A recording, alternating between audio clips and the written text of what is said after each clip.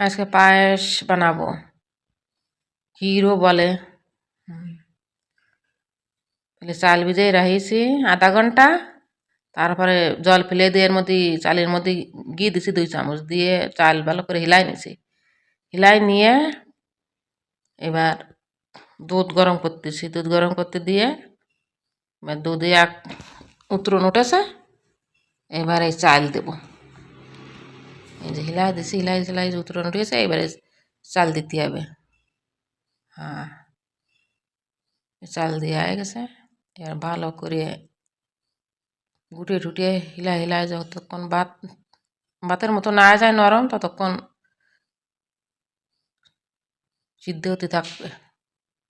আর এই যে আধি তো হয়ে গেছে, ফুটিয়ে গেছে, আর ফুটিয়ে গেলে ভাত, তারপরে যাইয়ে চিনি দিতে হয়। চাল ফুটিয়ে গেলে তারপর চিনি দিতে হয়, চিনি দেওয়া হয়ে গেলে ফের পাশে আর 5 মিনিট 10 মিনিট ভালো করে হিলাও। আর এর সাথে ভাতের সাথে, চালের সাথে, ইসির সাথে, দুধের সাথে সব ভালো করে মিক্স হবে। 5-10 মিনিট হিলাই তারপরে হয়ে গেছে। এই যে দেখো কত সুন্দর দেখা যাচ্ছে এই পায়েস, ক্ষীরও বলে। আমার মতো করে বানাই খাও, দেখো কত সুন্দর লাগে।